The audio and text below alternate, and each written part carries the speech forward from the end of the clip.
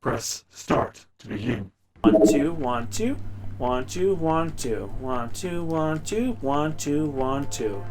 You ready? Ready. Alright, 3 2 1. Hello everybody and welcome back to the Super Bonus Round. We're back with more Borderlands Game of the Year edition with Jad Peanut. Hey. And only Jad Peanut this time.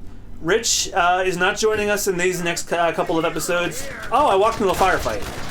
Rich is going to be absent from the next couple of episodes because he has got a lot of things going on. So we said, hey man, this whole thing was a people can pop in and out if they have the game and want to join us sort of thing. So it's not mandatory you be here anyway. So we give him a break and we wish him the best. He'll be back when things get sorted out. He's feeling better. Yeah. Yeah. Hope you're feeling better, friend. Hope your shit gets sorted out, and then you get be the best self you can be again.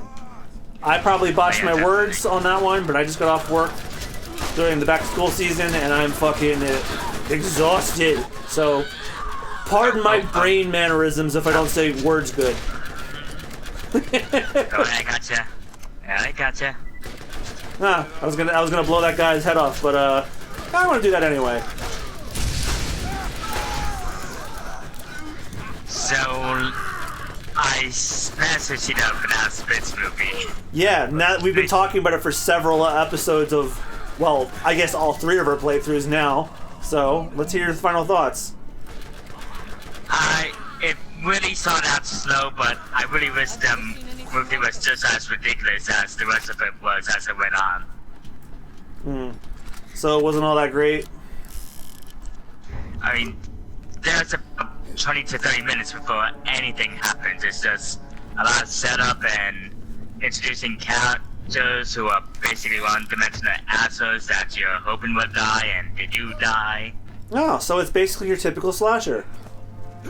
And some of the kills can get really gory and creative, though. I've never seen a guy die from lollipop before. Hey, speaking of dying creatively.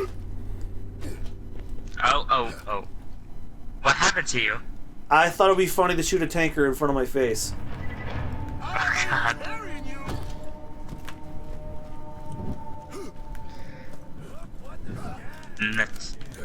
Eric also does an amazing... Oh, I'm sure he does a fantastic job.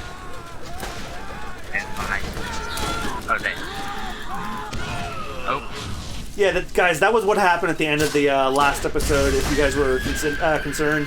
Something had come up in the middle of the recording, and we just, we had to call it early then, so... But yeah, that's the last I'll talk about that, because, I left this series open to, like, you know, anybody, any of our friends that want to pop on. Not just Rich, it just so happens that he had the game too. But any of my friends that, feel like having their voice broadcasted on YouTube, hit me up. So, got me thinking what kind of other kid movies you think should be provided as horror movies. I can't think of one. I mean, I was gonna say Barney the Dinosaur, but Death to Smoochie kind of was that. Yeah. But that, like, in a much more different way. It was a dog comedy, yeah. I should like just watch that so I can. 'Cause I all the advertising freaked me the fuck out when I was a kid. So I kind of want to like just watch it now to see, like, it's probably bad, but Robin Williams is in it. I think it was the last film Danny DeVito directed too. Oh, Danny DeVito directed that? Now I have to watch it. It's probably in it too. Yeah, I forgot he actually directed a few films. Yeah, he's a director. And speaking of Danny DeVito, I finally caught up with Always Sunny in Philadelphia, and I'm ready for the next season next month. Yeah. And it's just a matter of I wonder where they can take it next. And like, I thought the two-parter Super Bowl episode was really, really good. Oh yeah, that was great. Especially since I actually watched that game with my sister and her fiance. Yeah, you know what? As somebody who doesn't like football, I caught the tail end of that too when I found out my home team was winning. I'm like, well, we haven't won one, so I may as well watch history in the making if it's really happening, you know? I cackled like a madman when I watched Tom Brady just sit on his ass all mopey. Oh yeah, well, because that Trump-supporting fucker deserves it. Hell yeah. Okay, is there anything else we could... No, we're done with everything here. We have Firepower and Hair of the Dog to turn in.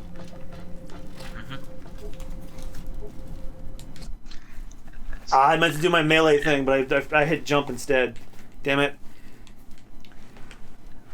So, Surprisingly, I think my... Oh, sorry. Go ahead. You talk before I did. Surprisingly, I think my dad's the only guy to let go of it, son. Because my sister and her fiance showed it to me. I think I had you watch an episode. I think it was the one where they try out for the Eagles, maybe. Oh, that's a pretty early one.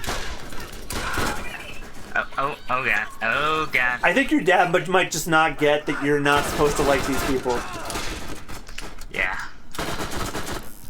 Like, if you go into Always Sunny think you're supposed to like these people, you don't know the show.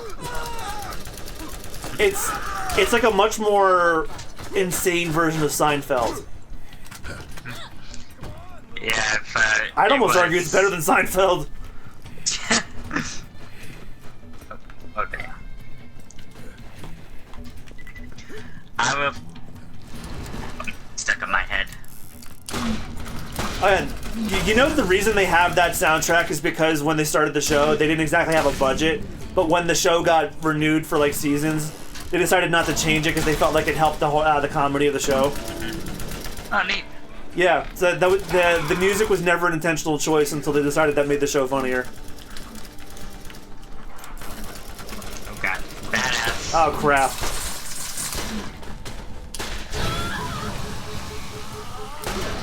Okay, let me try scrapping these guys with my fists.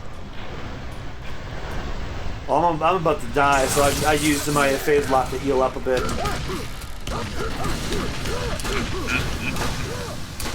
Pistol's not gonna work on this bastard.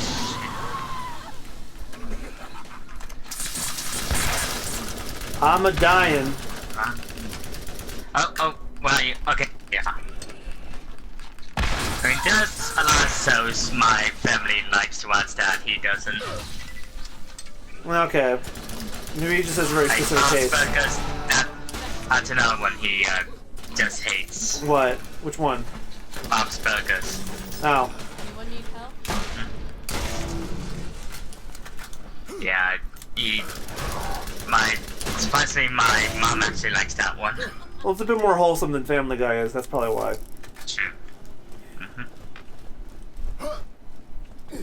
I just haven't watched enough of it to get an opinion, but I know a lot of people that love it, so can't be all that bad. I know they're gonna release a movie adaptation next year. Then again, a lot of people I know love Harry Potter, and well, you don't need to go into that shit again. Yeah, I found out that J.K. Rowling is getting a humanitarian award, and I'm like, she's a fucking TERF. Why the fuck would she ever get one of those? I was half tempted. Like, she didn't. One of my friends on Facebook like posted about it. She's like, "Oh, that's so cool," and I'm like, I was half tempted like, "No, it's not. She's a fucking TERF." Like, she couldn't bother waiting until the series ended before she talks about the quote-unquote representation. Meanwhile, the creator of Rocko's Modern Life just does it. Yeah. In fact, he was intending it all along. He just kind of didn't tell anybody. We won't survive with you there. Trade with me. Okay, we can't like proceed through there anyway. And also, they had like a coming out of the closet episode too, where like Ed Bighead was like he was in the closet about being a clown. Yeah. And of course, it was used in a reaction tweet for people who don't like the new Rocco because Rachel is trans. I'm a clown. I love how they tried to blame Netflix and for that when it was Joe Murray's idea the whole time. I know. I fucking lost it at that one guy who tweeted that retweeted that one guy. He's like, "Get Nate on, you fucking bitch."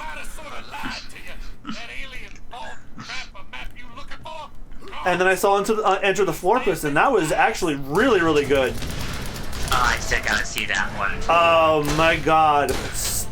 Like, I can tell the art style has changed a tiny bit, but the humor of the show has not changed. And some of the episodes I saw, it looks like they used some kind of new animation program. Yeah, like, some of the designs changed. Like, the one I noticed that changed the most was Gaz. But her, like, she has, like, a new outfit, and she has, like, lighter hair, and that's about it. Nothing really big about that. Ooh, But, pretty much the entire voice cast came back, just like the Rocco special. Oh, there's an artifact here for you. Ooh. Well, I'm dying first. Oh. Don't worry, I gotcha. Okay, what is that? There you go. Ooh, give me that. Oh, I got too much crap.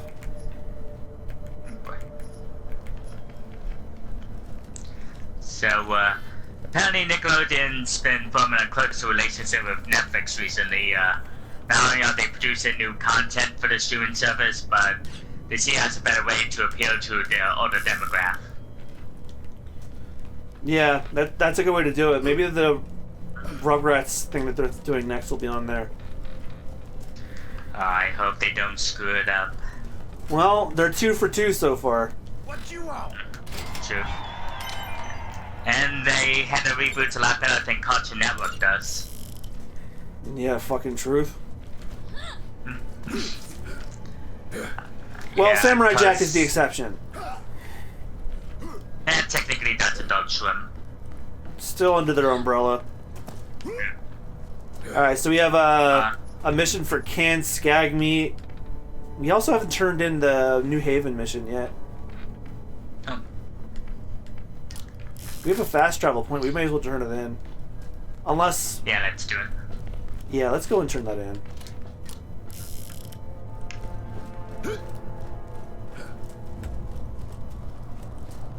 Yeah, I definitely recommend Enter the Florpus when you get a chance. I see it. It's longer than Static Cling was too. Static Cling was like maybe a tiny bit of a longer like episode length. Enter the Florpus was an hour long.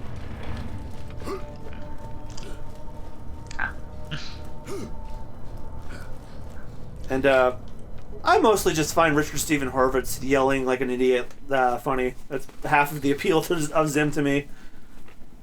Very true. Like everyone cites Gurr as the funniest one. I'm like, nah. I think Richard Horvitz making weird ass noises is funnier.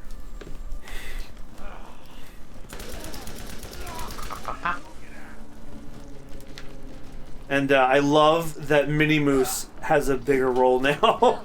Like he's just like yeah, he's just kind of there in the show. He has a role now, and that's all I'm going to say about that.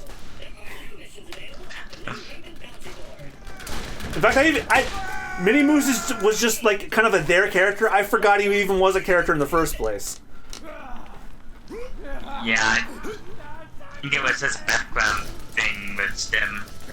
Yeah, I think Jonan Vasquez just says he's Minnie Moose. He's just always been there. Oh god. But now he actually has a purpose thanks to this movie. And I had no idea that Dib's dad was voiced by the same person who plays Squidward. Wait, what? Yeah, Professor Membrane is voiced by Squidward. Wow. Holy crap. Yeah.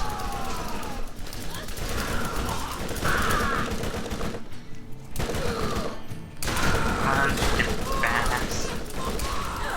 There we go.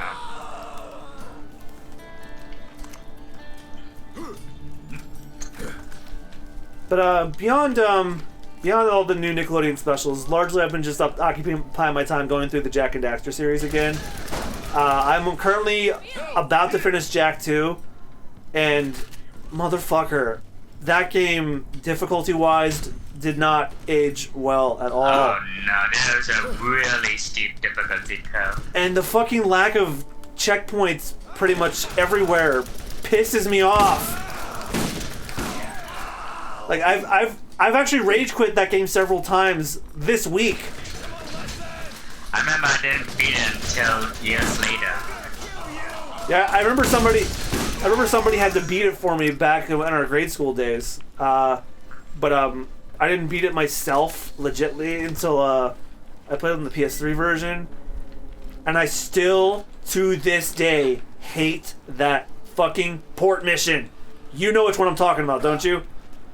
Let's see.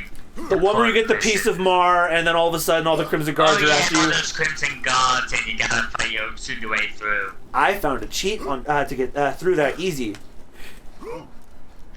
Would you like to enlighten your audience then? Yes. Get on the hoverboard, and if you're really good at steering it, don't go in the water because you'll get shot. Just hoverboard your way across the docks. Be very, and you gotta be really, really skilled with the hoverboard and steering it. Just do that, and well, I didn't do it in one try. It took me a couple, but I eventually did it. I'm at least Jak 3 somewhat a little more forgiving. I actually like Jak 3 better than I do Jak 2. Like, I think Jak 2 laid a good foundation for the future of the franchise, but I think Jak 3 was like perfected it. Like, Jak 3 is basically how I feel about Assassin's Creed 2. Like, the one preceding it has got some buffs on it. Like, yeah, in general, it's a great game, but it's got some stuff it needs ironing out. And I feel like the sequel following irons them out. Yeah. I love Jak 3. Jak 2, I'm not a big fan of. I really hope Naughty Dog revisit that dish one day, but I don't think they ever will. Work on that series. I think they'll get like another studio to do it. Yeah. Which is a shame because like when they were animating the cutscenes in Jak 2 and 3, I feel like that was like their strongest work. Period. Like Uncharted's nice, but like I really liked their stylized look for Jak. Jak, actually, the art style of that series was a huge inspiration for me, believe it or not. Then again, Charles Zembalus, his character designs in general were inspirations to me because like that guy designed Crash, Spyro, and Jak. Particularly video game childhood, aside from Sonic. And Medieval. Sure. Which also reminds me, speaking of Medieval, there's going to be a tie-in comic coming out with the new remake. It's going to serve as a prequel, an adaptation, and a sequel to Medieval 2. So it's finally going to wrap up those goddamn loose ends, especially... And, okay, I'm just going to go out and say it. One of our Spooky Bones Round episodes is going to be on Medieval 2. And Medieval 2 ends on a fucking cliffhanger, and you're going to hate it. Boy. But the comic book will be out by the time you and I finish it, so that should hopefully alleviate it. Because like when I read the synopsis of the comic book, they mentioned some aspects that they were going to bring up in Third Medieval. I'm like, oh my god, they're actually going to finish the story. Because I remember two major things in Medieval 3. Time travel, like Back to the Future style, like fucking up the future and stuff like that, and a zombie companion dog. Oh, Nate. And they mentioned they mentioned the zombie dog in the synopsis of the comic book. I'm like, oh, Medieval 3 is really happening, just not in the way I've envisioned it. So, if you guys know me, it should come as no fucking surprise whatsoever that was the fastest I ever clicked pre-order on Amazon. Of course. Granted, I have every intention of getting the digital deluxe edition so I can get the animated and voiced version that's going to be included in the digital version of the remake. So I'm going to get both. Like, you know how people go batshit insane on deluxe editions of games? This is probably the only franchise I'll ever do that for. And I'm going to prove it. I don't think I've ever gotten a deluxe version of a game. I did the Kingdom Hearts 3 one, and I only did that for the Disney pin. Which, those are like just like okay, but like they fit nicely in my collection at least. Oh, Tana says something new for us, I think. here. Yeah, she got 2. Jack's other eye. Kill one-eyed Jack, bring back his eye as proof. And then middle of nowhere, no more. Find the middle of nowhere bounty board in Mr. John's. Oh, excuse me. Okay.